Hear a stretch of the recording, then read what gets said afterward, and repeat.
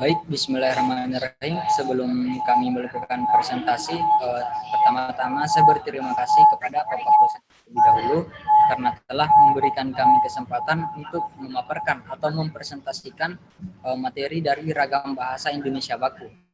Baik, Assalamualaikum warahmatullahi wabarakatuh. Perkenalkan, nama saya Hamdani. Saya di sini sebagai moderator dari kelompok 2. Dan di mana kami dari kelompok 2 itu terdiri dari 5 orang, yaitu saya sendiri, kemudian Majeri, Nabila Ismail Mata, Siti Marwah, dan Ali Sultan S. Palilati. Dan tanpa berlama-lama, kami akan melakukan presentasi, di mana presentasi kali ini akan dipaparkan oleh teman-teman dari kelompok 2, yang dari pemateri 1 yaitu Majeri, pemateri kedua Nabila Ismail Mata, pemateri ketiga Siti Marwah, dan pemateri keempat Ali Sultan. Dan untuk pemateri pertama Majeri, waktu dan tempat saya persilakan.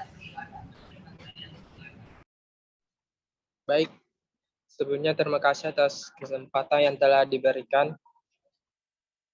Ragam baku lisan.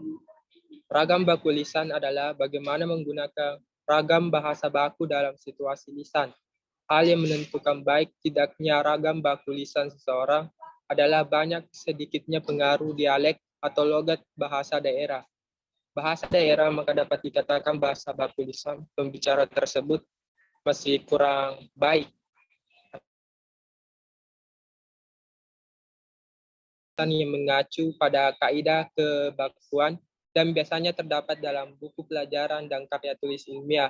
Sementara ragam baku lisan bergantung pada besar kecilnya ragam daerah yang biasanya disebut dialek atau logat terdengar dalam ucapan seseorang yang dapat dikatakan berbahasa lisan baku jika dalam pembicaraannya tidak terlalu menonjol dialek daerahnya.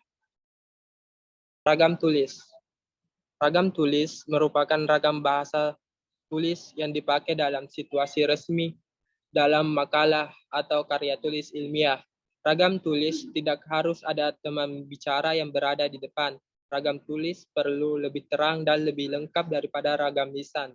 Fungsi-fungsi gramatikal harus nyata karena ragam tulis tidak mengharuskan orang kedua berada di depan pembicara. Kelengkapan ragam tulis menghendaki agar orang yang diajak berbicara mengerti isi tulisan.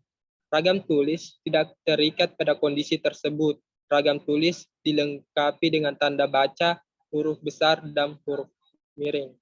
Berbicara tentang bahasa Indonesia, ragam tulis adalah bagaimana khalayak pemakai bahasa Indonesia menuangkan gagasannya ke dalam bentuk tulisan yang benar sesuai dengan kaidah bahasa Indonesia. Dalam ragam tulis harus jelas bagaimana cara menuangkan gagasan penulis agar dapat dipahami benar oleh pembaca. Misalnya penerapan kaidah ejaan yang tepat dan benar berkaitan dengan penulisan huruf, penulisan kata, pemakaian tanda baca, dan penulisan unsur serapan. Saya kembalikan kepada moderator. Baik, selanjutnya yaitu pemateri kedua, yaitu Nabila Ismail Mata. Kepada Nabila Ismail Mata, waktu dan tempat saya persilakan. Silakan. Baik, ragam sosial. Ragam sosial didefinisikan sebagai ragam bahasa yang sebagian norma dan kaidahnya didasarkan atas kesepakatan bersama dalam lingkungan sosial yang lebih kecil dalam masyarakat. Ragam sosial ini juga berlaku pada ragam tulis maupun ragam lisan. Sebagai contoh, orang takkan sama dalam menyebut lawan bicara jika berbicara dengan teman dan orang yang punya kedudukan sosial yang lebih tinggi. Pembicara dapat menyebut kamu pada lawan bicara yang merupakan teman, tetapi takkan melakukan itu jika berbicara dengan orang yang status sosial yang lebih tinggi atau kepada orang tua. Ragam bahasa yang digunakan dalam keluarga atau persahabatan dua orang yang akrab dapat merupakan ragam sosial tersendiri. Dalam hal ini, Ragam baku nasional dapat pula berfungsi sebagai ragam sosial yang tinggi, sedangkan ragam baku daerah atau ragam sosial yang lain merupakan ragam sosial dengan nilai kemasyarakatan yang rendah. Ragam fungsional. Ragam fungsional yang kadang-kadang disebut juga ragam profesional adalah ragam bahasa yang berkaitan dengan profesi, lembaga, lingkungan kerja, atau kegiatan tertentu lainnya. Ragam fungsional juga dikaitkan dengan keresmian keadaan penggunaannya. Dalam kenyataan, ragam fungsional menjelma sebagai bahasa negara dan bahasa teknis keprofesian, seperti bahasa dalam lingkungan keilmuan atau teknologi dan kedokteran. Perhatikanlah contoh berikut. Baik, itulah tadi pemateri kedua. Selanjutnya kita beralih ke pemateri ketiga, yaitu Siti Marwah. Untuk Siti Marwah, waktu dan tempat saya persilakan. Baik, terima kasih atas kesempatan yang diberikan. Ragam keilmuan atau teknologi. Di jantung komputer terkecil atau yang disebut dengan mikrokomputer terdapat sebuah komponen elektronik yang dinamakan mikroprosesor. Komponen ini terbuat dari keping silikon yang berukuran tidak lebih besar daripada kuku jari kelingking. Sebenarnya mikroprosesor itu sendiri adalah komputer dan dapat dibangun menjadi berbagai jenis mesin. B. Ragam kedokteran. Salah satu jenis diabetes yaitu diabetes insipidus. Diabetes insipidus disebabkan oleh kekurangan hormon antidiuretik yang diproduksi oleh kelenjar pituitaria yang berada di dasar otak sehingga penderitanya mengeluarkan urin terus atau sering kencing.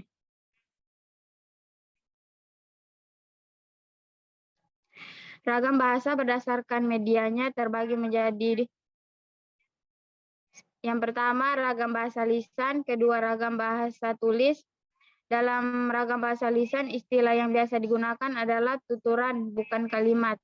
Ragam bahasa lisan masih dibagi menjadi dua, yaitu ragam lisan baku dan ragam lisan tidak baku. Ragam lisan baku dapat kita lihat ketika mahasiswa presentasi di depan dosen dan mahasiswa lain. Ketika orang sedang menguji skripsi, berpidato, dan sebagainya. Ragam lisan tidak baku dapat kita lihat ketika orang sedang mengobrol dengan santai di sepanjang jalan, di tempat ronda, di warung, dan sebagainya. Dalam ragam lisan, orang yang memperhatikan intonasi dan jeda. Sedangkan dalam ragam tulis, orang yang memperhatikan dengan cermat penulisan huruf kapital, pemakaian tanda baca, penulisan kata, dan lain-lain.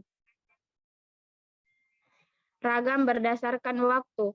Ragam bahasa berdasarkan waktu terbagi lagi menjadi tiga, yaitu ragam bahasa lama dan bahasa ragam kuno. Yang kedua, ragam bahasa baru atau bahasa ragam modern. Yang ketiga, bahasa ragam kontemporer. Ragam bahasa lama dapat kita temukan dalam dokumen kuno, prasasti, dan tulisan-tulisan yang tertuang dalam penanti yang masih sangat sederhana itu. Berbeda dengan ragam lama, bahasa ragam baru diatur dengan kaidah-kaidah kebahasaan yang diperbarui. Dahulu orang-orang menulis kata Cipta Suparman tetapi sesuai dengan kaidah baru. Cukup ditulis Cipta Suparman. Adanya pedoman umum ejaan bahasa Indonesia atau biasa disebut dengan PUEBI dan kamus-kamus bahasa juga menunjukkan adanya ragam baru. Saya kembalikan kepada moderator. Baik, selanjutnya kita ke pemateri yang terakhir atau pemateri keempat, yaitu Ali Sultan. Untuk Ali Sultan, waktu dan tempat saya persilakan.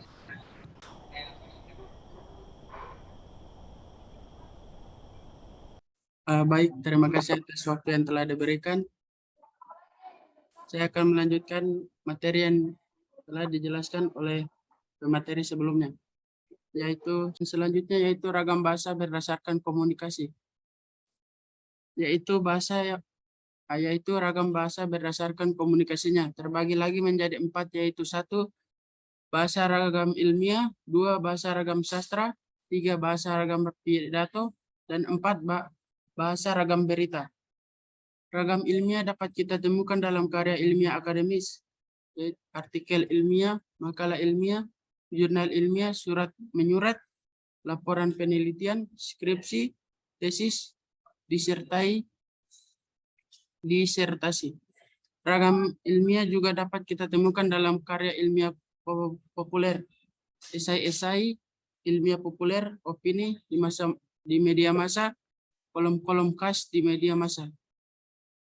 Adapun bahasa ragam ilmiah harus memiliki struktur kalimat yang jelas, makna kalimat yang jelas, bahasa harus singkat, padat, jelas, tidak bertele-tele, karena harus menyajikan sebuah konsep yang jelas dan tegas.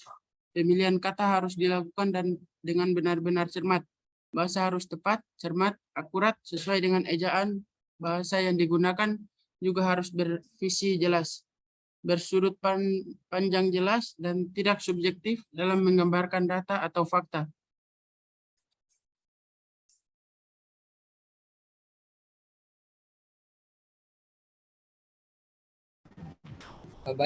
Baik, itulah tadi materi dari kami dari kelompok 2, yaitu ragam bahasa Indonesia baku.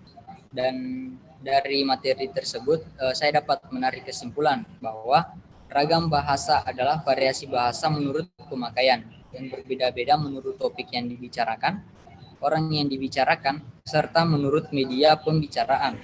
Dalam konteks ini, ragam bahasa meliputi ragam baku lisan, ragam tulis, ragam sosial, dan ragam fungsional.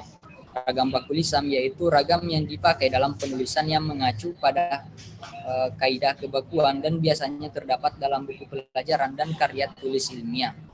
Ragam tulis merupakan ragam tulis yang dipakai dalam situasi resmi, dalam makalah atau karya tulis ilmiah. Baik, itulah kesimpulan yang dapat saya ambil dari materi tersebut. Kurang lebihnya mohon dimaafkan. Wabillahi taufiq wal hidayah. Wassalamualaikum warahmatullahi wabarakatuh. Waalaikumsalam warahmatullahi wabarakatuh.